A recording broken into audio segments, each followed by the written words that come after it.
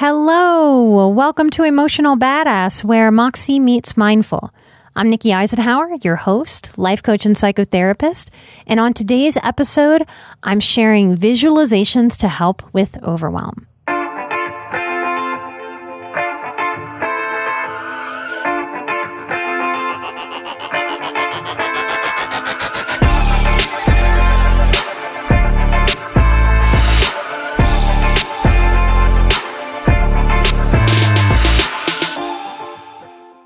Hello, y'all. I hope that you are doing well and taking really great care of yourselves because you deserve that. This week, I had a lot of fun in Patreon answering questions about overwhelm. Overwhelm is the number one struggle and complaint for highly sensitive people, and it makes sense. We have sensitive nervous systems. We are paying attention to so much. We notice things. We pick up on all of it, kind of whether we like it or not. It's also true that it is no exaggeration that we are living in the most overwhelming time that humans have ever experienced. Generations past certainly had hardships that we haven't and might not ever feel. That's true. But past generations had a simplicity that we as highly sensitive people, whether we consciously realize it or not, crave. Tech advancement is responsible for much of it. As much as tech helps us, man, does it add the struggle. How about applying for a job now versus 40 years ago?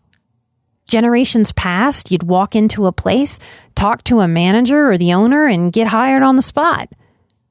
Or not, and then you'd walk into another place and do that again until you got a job. You might fill out an application. You might not. Today, it's not uncommon for people to fill out over 100 resumes and never get an interview, or to have to take multiple employment tests, jump through so many hoops. Lots of people have 5 interviews and still find out that they didn't get the job. Our email inboxes. Some of us have thousands and thousands and thousands of emails. We have to deal with customer service for so many things, cell phones that didn't even exist 40 years ago. Even paying attention to things like recycling, separating our trash and our garbage. Generations before didn't have to do that. They didn't think about it. Even thinking about things like self-protection, always putting on our seatbelts, locking our kids into the safety seats, things that earlier generations, right, wrong, or otherwise, just didn't have on their plates to think about. Even things like sunblock for skin cancer protection. It was ultimately unhealthy, but people from generations past, they didn't bat an eye. They didn't really think about it, so they just slathered on baby oil and fried themselves at the beach, happy as a clam to emerge with beautiful bronzed skin. We have entered an age of safetyism in an effort to make all of us safer and make us feel safer. But it's kind of a trap, because this lens of trying to make everything safe means that we're seeing how unsafe everything is. And that makes it an anxious plight, not a calm-centered, grounded one. So we may have more to be scared of, more to fear, more to manage than humans have ever had to before in history. In the Patreon Overwhelm live stream, I ran out of time because I got so excited sharing. And there were some visualizations that I didn't get a chance to do. This episode is about those visualizations. If overwhelm is as big of a topic in your life as I'm saying it is for highly sensitive people in general, that may be a reason to get you to finally check out our Patreon. It will add to this episode to be able to go into what's happening to our nervous system when we're in overwhelm as children and as adults as we're trying to heal. I give some language about how to hold space for your inner child in the face of this overwhelm. To be able to employ these visualizations that I'm about to share with you, we must kind of agree on some things about overwhelm. The first thing is we've got to agree that the to-do list is almost never done. So we need to stop living like we're constantly failing, and accept that a few things can get done each day. And some days, not even that. And we've got to be willing to accept that reality daily, over and over and over and over again. Second thing, we've got to be able to agree that it's not right to live inside of an overwhelmed feeling constantly. It does not make sense to expect our body to feel that constantly and also expect it to feel healthy or rested. It's an exhausting energy. If we accept this, then we can also accept that we need to cultivate ways to teach ourselves how to feel contained and use containers. Now, what that means is that everything can't be held all at once, just like in a disorganized closet. And so we need to, just like that closet, put things into proper containers. We can't hold everything in one giant container and feel sorted. It's even hard to find the things in that closet that are useful when it's all a big old mess, isn't it? So we get organizational containers. What highly sensitive person doesn't like containers and organization? And this might be why, because we feel so internally overwhelmed. The third thing we've got to agree on to be able to utilize these visualizations is that the world invites overwhelm almost constantly. If you believe this, then it can be true that we get a little stubborn and we can say to ourselves, I cannot and will not wait for the world to chill out and ease up. I recognize the ridiculousness in this expectation because it's never happened for me, not one time. So I can accept this reality and then I can work with this reality. When we do this, we are practicing radical personal responsibility. And we often do that not from some joy-filled place, but from a place of being sick and tired of being sick and tired of feeling that damn constant overwhelm. Because that is survival mode. We cannot feel that overwhelmed and also feel like we're thriving. We can use our stubbornness here to stubbornly refuse to let our one precious life be drowned by this awful, unfair, overwhelmed feeling. So if you can get on board with all of that, then I think these visualizations can help. And these visualizations, they're very similar to each other, and they all work to do virtually the same thing. To teach our psyche that we really do have the control that we think we don't have, and to be able to learn to step into that control of this overwhelm. I suggest at first practicing the one or two that your inner child likes when he or she hears me speak about these visualization techniques. And the way that you know is that you listen and you pay attention to your body as I'm sharing, and you can feel your inner child go, ooh, I like that one. It'll spark you. It'll excite you a little teeny bit. It'll make you perk up a little bit, maybe pay a little better attention. That's a good sign that your inner child is into it. And then you can practice the others at another time to grow this mind muscle of owning and containing life's constant overwhelm. So if you will, I invite you to center, to close your eyes. This isn't a long meditation. It's just we're going to go through some different visualizations. So just let go of thinking about the past or thinking about the future. Just be right where you are in this moment. And if you're driving, come back later to have this moment with me again. Take a few breaths and visualize all of your struggles, all of the overwhelm, like a big cloud of all the things right in front of you. And just see it for a moment. Be the observer. Like, isn't that interesting? That big old giant cloud of nonsense. And then you can visualize, or you can do it in your body in real time. Take a big, deep breath and blow like you are a strong wind. And you have the power to blow that cloud of overwhelm out and away. Goodbye. Smile a little bit and take a deep breath. allow any voices, any critical voice that starts to chatter, just turn the volume down on that critical voice. Because man, does that critical voice like to say, yeah, right, that doesn't make all the things go away. You still have to do all those things. No wonder we feel so overwhelmed when that voice feels entitled to just jabber and jabber and jabber. All right, let's try another one. Visualize your overwhelm. Maybe it's like a big old cloud again. All the things. Maybe it's 2 or 3 big things that are sticking out in your life right now, and you see those things standing in front of you. Take a deep breath and just watch those things for a moment. See them. Observe them. Notice that they're not inside of you. They're outside of you. It's nice to see them from the inside being outside of you, isn't it? Away from you, a little bit of distance. Now, all of a sudden, notice in your hands, in your mind's eye, a giant fire hose. And when you're ready, take a deep breath and blast that overwhelm away. Right now is a container of peace. My personal space is filled with peace and peace alone. There is no to-do list. There is just being. It is right that I get to just be sometimes. Take a deep breath and feel that. Come back to center, and we're going to visualize the same thing again.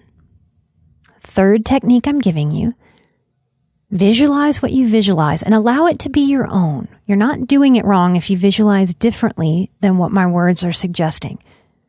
Honor who you are and honor where your mind takes you at my prompts. It's exactly right. Now, in this visualization, we're going to see the size of the overwhelm. How big is it? However big it is, in this moment, I want you to know that you have the power to shrink it, make it a little bit smaller. Take another breath and make it even smaller. And smaller, and smaller, and smaller, and smaller, and smaller, and smaller, until it disappears. Poof. And take a deep breath. Feel the peace, the space you just created for yourself.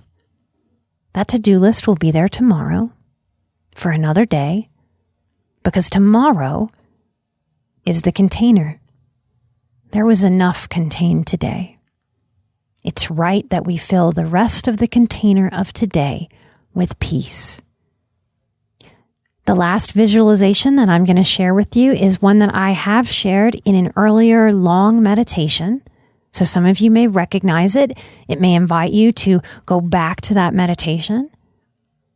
But I want you to visualize a television, a big old giant television. And even if you've never had it on your own TV, do you know what picture-in-picture is? There's the big giant screen, and then in a little bitty corner, there's a different screen playing in the little corner.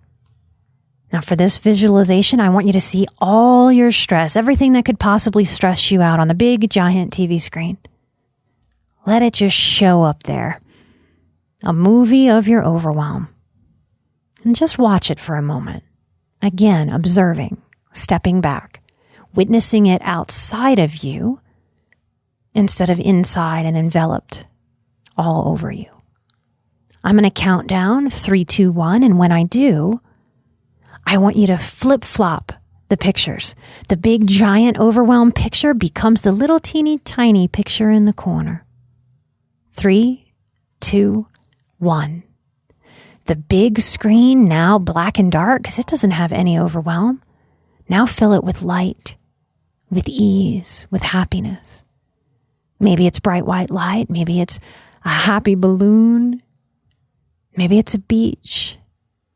Maybe it's a birthday cake. What makes you happy? Maybe it's your pet, your loved one. 3, 2, 1. Flip the pictures. Let the overwhelm be big and giant, and let the joy, the peace, the ease be the little teeny tiny picture. Notice what happens when you step back and watch all that big giant stress, all of that overwhelm on the big giant screen, and the peace, the joy in the little bitty picture-in-picture box. 3, 2, 1, flip it. Let the big giant picture be your peace, your ease. Notice the overwhelm, teeny tiny, little bitty block, little bitty portion of that screen. Just notice what that feels like to have the control and the power to minimize the overwhelm and to maximize joy and peace.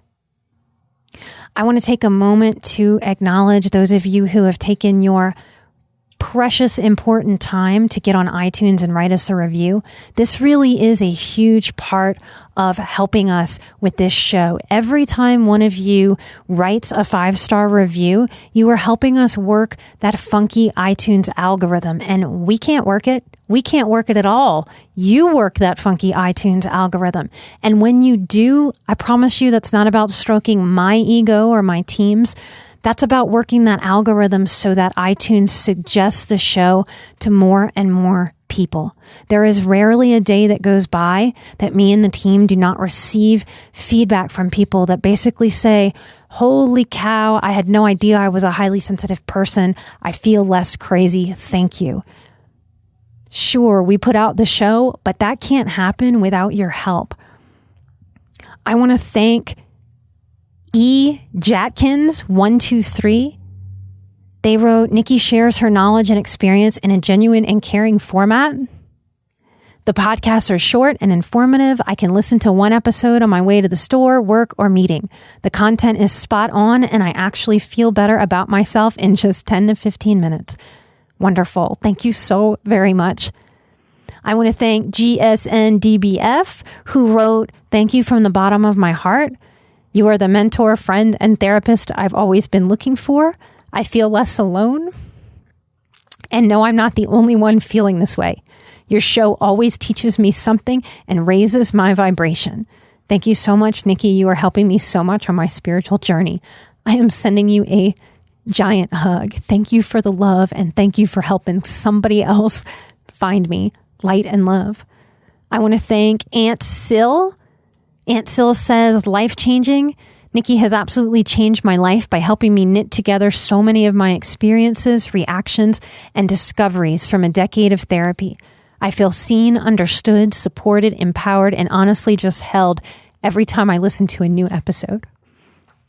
I am honored that you are out there listening, and I am so glad to be on the planet with other people who are seeking betterment and ease and peace and joy.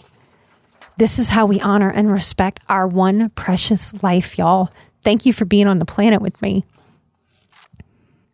I want to thank, oh my God, it's Obs. What a great name. I think I might know who this is personally. Thank you for writing a review. This person says, I stumbled across this podcast and have never been so thankful. I felt so wrong and misunderstood my whole life. It's so powerful to listen to you, and you say exactly what I feel, see, know, and have gone through.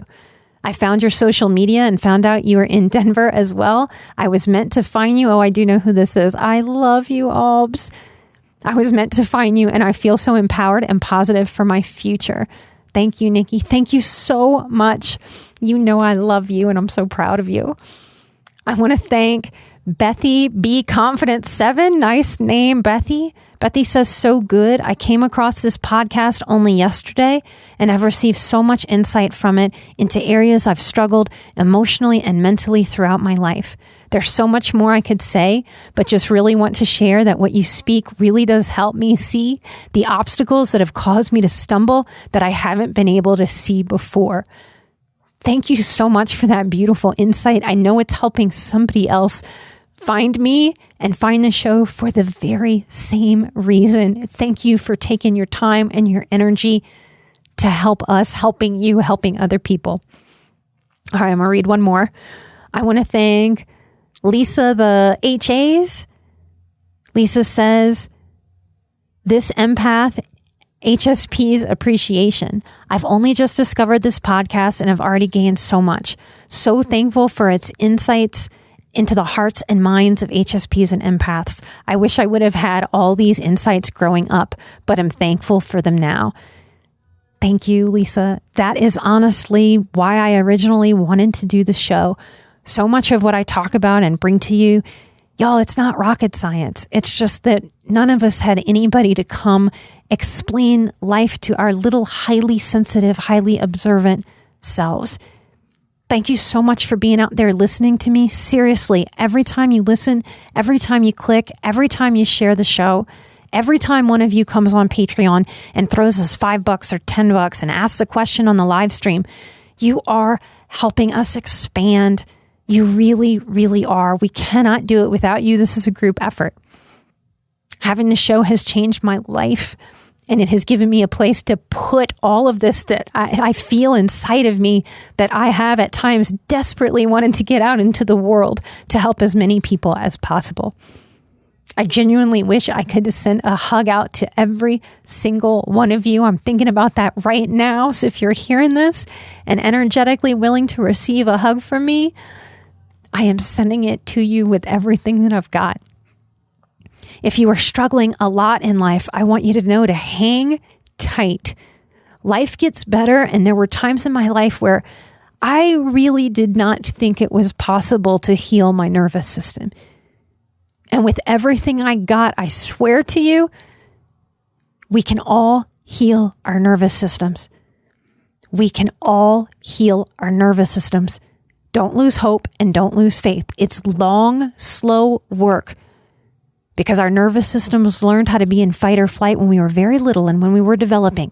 Yes, that makes it a little harder, but yes, it is definitely possible to heal.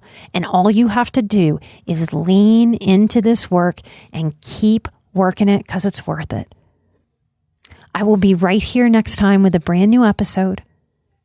I am an emotional badass. You are an emotional badass. And together we are where Moxie meets mindful. Light and love. And thank you for holding space for me when I get emotional too. I hope it gives you permission to show up as the emotional being you were made to be in this world. The world needs us to normalize feeling, you guys. Light and love. I'll see you next time. Bye-bye.